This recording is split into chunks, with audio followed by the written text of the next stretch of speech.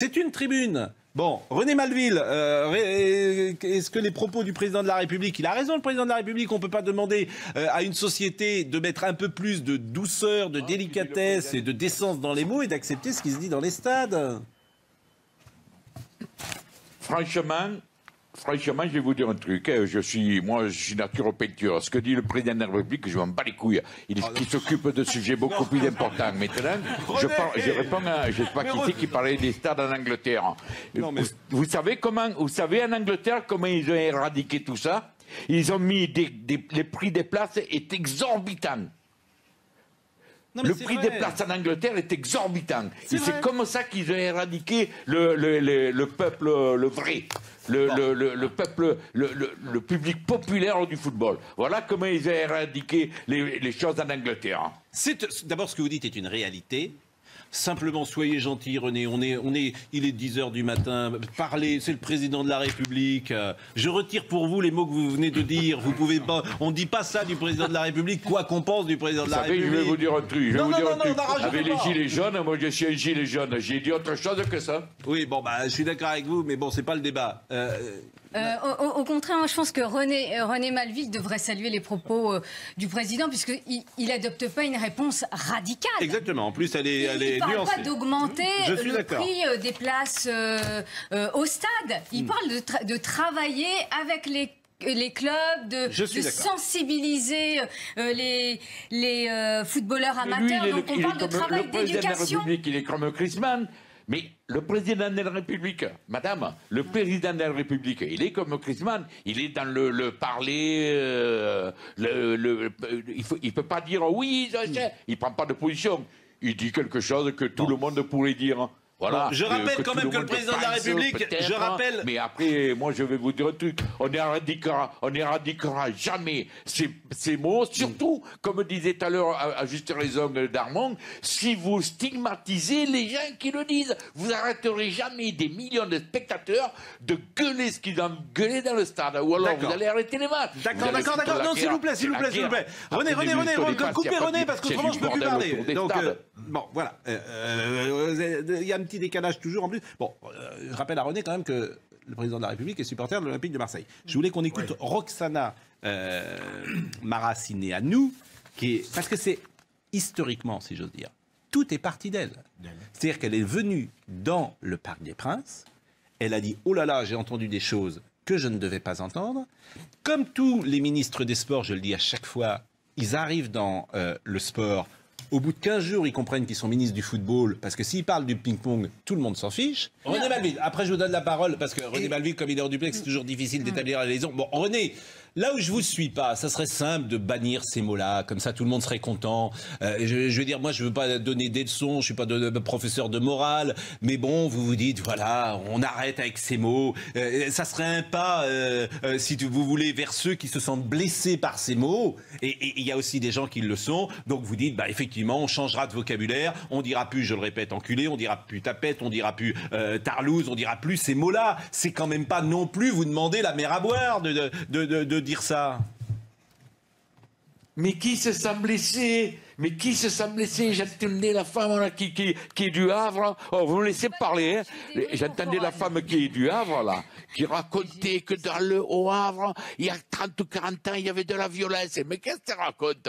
Moi, j'y vais depuis 68 dans les stades. Au contraire, avant, c'était plus bon enfant que maintenant. C'était la rigolade. On allait au stade avec le camping-car, le camping-gas. On se faisait chauffer des boîtes de petits pois au stade Vélodrome. Je l'ai vu, tout ça, moi. Alors qu'on arrête. Et puis, vous voulez que je vous dise, si vous étiez dans les stades, ceux qui parlent là, parce que la ministre des Sports, pour une fois qu'elle va dans un stade de foot, elle a entendu ça. C'est comme si demain, elle va à un Grand Prix de Formule 1 et qu'elle dise, contre les nuisances sonores, oh, mais que ça fait du bruit, les voitures. Voilà.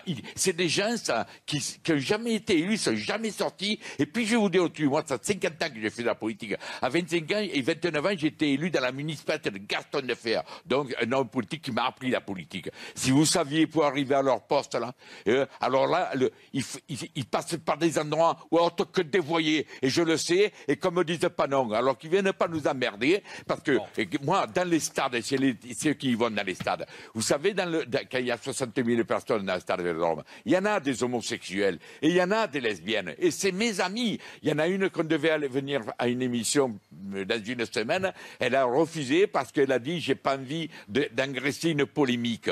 Et vous savez que c'est les premiers, quand le gardien il tire, oui, c'est enculé.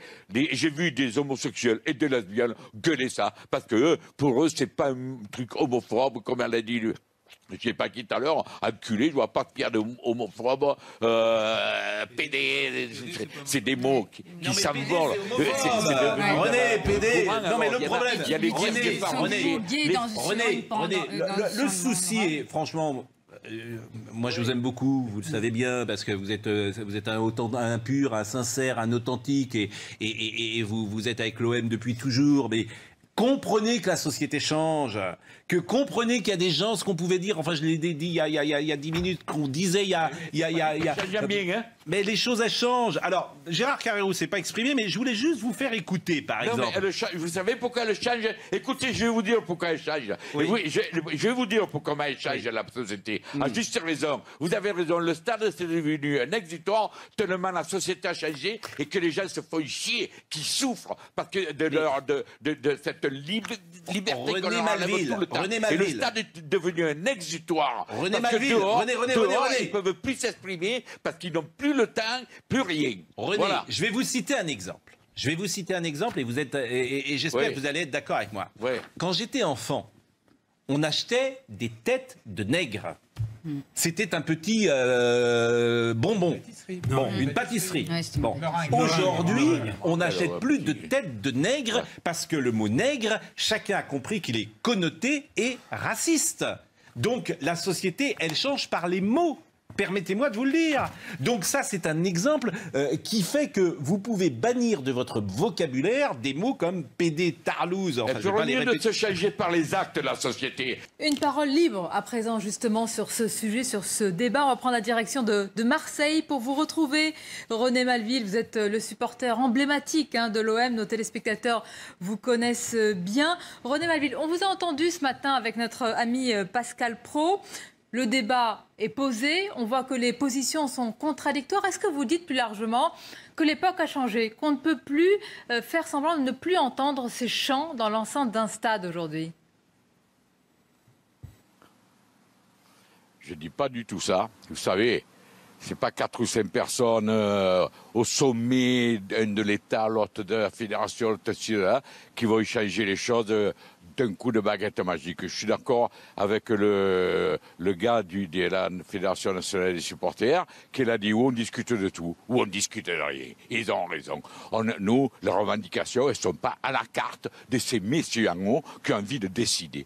Parce que ce n'est pas 3 ou 4 qui vont imposer à des millions de spectateurs ce qu'eux ont envie. Voilà, ça fait des années, c'est pas des termes homophobes. Moi, je sais qu'au Stade Vélodrome, je suis abonné, j'ai souvent des homosexuels, des lesbiennes avec moi. Eh bien, je vous garantis que quand il y a le mot « oh, ils s'enculent au gardien », eh bien, ils sont les premiers à le dire. Ils en rigolent de cette polémique. Il faut bien savoir que les homosexuels et les lesbiennes, tranquilles, ils s'en lors de cette polémique, ils s'en foutent pas mal, voilà. Bon. Je vous le dis, voilà, il faut le dire les choses, quoi. C'est pas Madame la ministre des Sports qui, pour une fois, elle est ministre des Sports et c'est la première fois qu'elle va dans un stade. Comme j'ai dit ce matin, si elle va avoir une course de Formule 1, elle va gueuler pour les nuisances sonores, parce que ça fait un bordel, ça. Alors, chaque fois qu'elle va quelque part, elle gueule contre ceux qui la merde, on n'est pas sorti de l'auberge. Alors, qu'elle soit ministre autre chose, mais pas des sports, y compris. C'est une nana, la première fois, il y a une stade, elle va faire la mariole. Elle veut dire, voyez, moi j'ai fait. Ouais, mais tu as fait. Permettez-moi de poser une question. On est d'accord pour dire que c'est un combat essentiel contre l'homophobie, et je sais que vous êtes d'accord sur ce point. Mais est-ce que vous pouvez vous mettre à la place, un moment, d'un arbitre, un arbitre en plein match, avec des chants qui résonnent, avec des joueurs qui sont, pour certains, touchés, qui sont blessés, et puis évidemment, des téléspectateurs, des spectateurs. Que feriez-vous vous-même C'est une lourde responsabilité quand même. Mais qui vous a dit que les joueurs étaient touchés? Les mecs comme Griezmann qui a trouvé l'occasion de parler, mais il se met pas ce qu'il raconte. Moi, j'en connais d'autres, des joueurs comme Jérémy Janot. Vous avez vu ce qu'il a dit? Il a dit, mais c'est juste pour déstabiliser les joueurs, l'équipe adverse. On s'en fout carrément. Et quand on me dit à moi, ouais, mais tu te rends compte, les enfants dans les stades, pourquoi les enfants, ils attendent d'être dans le stade pour entendre des conneries? Demandez aux professeurs d'école, dans les écoles communales, ce qu'ils entendent toute la journée, même à l'encontre d'eux, va niquer ta mère, le con t'es mort, je nique ta grand-mère, tout ça. Allez leur demander s'ils attendent dans les stades pour en avoir des gros mots. On n'a pas besoin de rappeler ces gros mots et on n'a pas besoin de rappeler à l'antenne ces gros mots et ces insultes. Malheureusement, on les entend suffisamment pour conclure. Attendez, René, écoutez-moi. Pour conclure, oui. Il faut quand même qu'une décision soit prise. On attend le communiqué final. Il faut penser quand même aux arbitres avec la responsabilité sur le terrain. Malgré tout, malgré ce que vous dites, il y a certains joueurs qui sont touchés, vous le savez mieux que moi. Et puis il y a des téléspectateurs, les plus jeunes d'entre nous. Il faut quand même faire un effort, même vous le dites.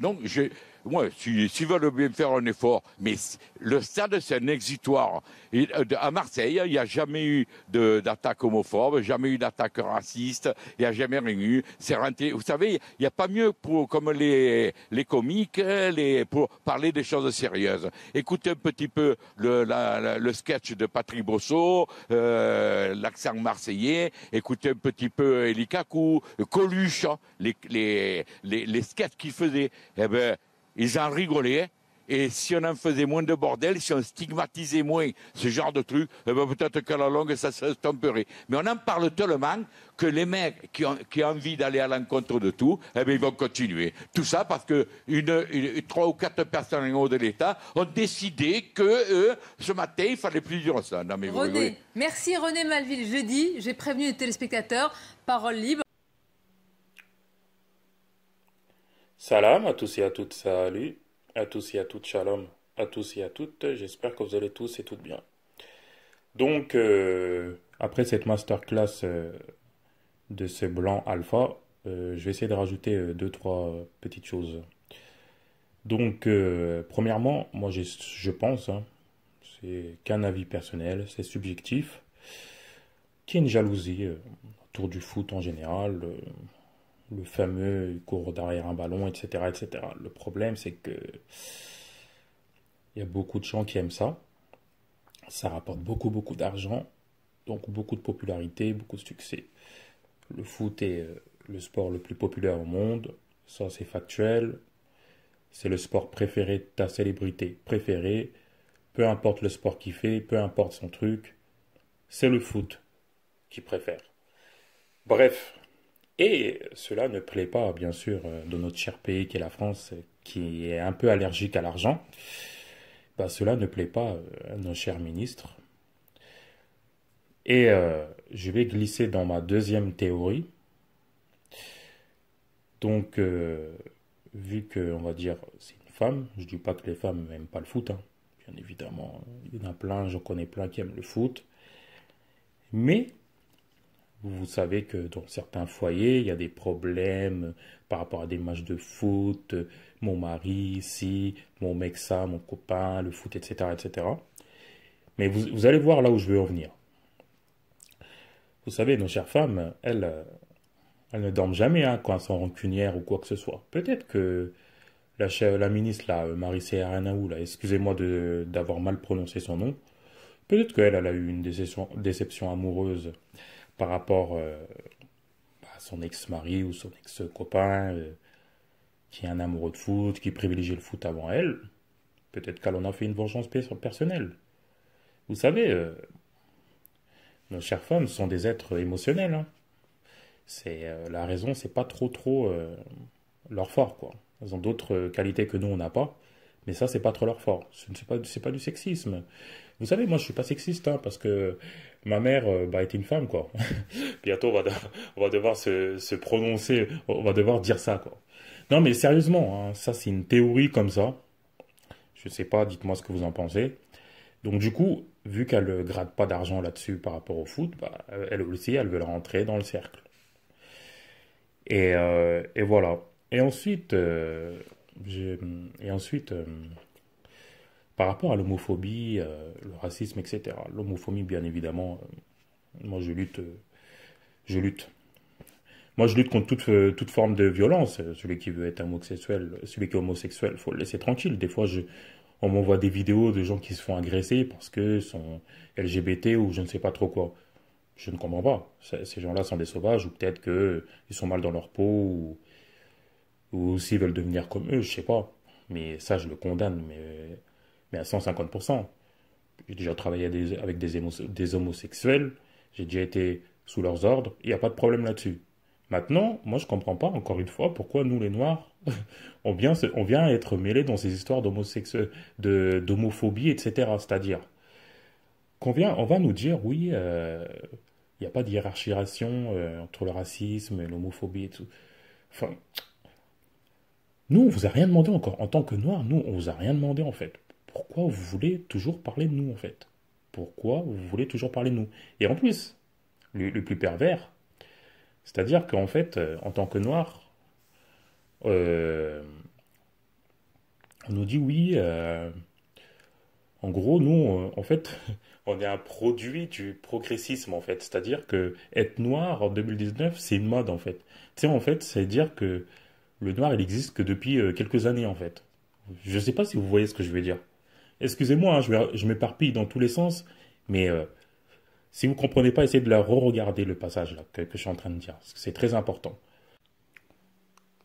Donc voilà, s'il vous plaît, est-ce que en tant que noir, vous pouvez éviter de nous mélanger dans vos histoires là, en fait nous, on demande juste le respect, hein, on demande que vous nous respectez et que chacun respecte tout le monde. Moi, je prône pour la paix dans le respect de tous, que de n'importe quelle religion, n'importe quelle orientation sexuelle, tout ce que tu veux.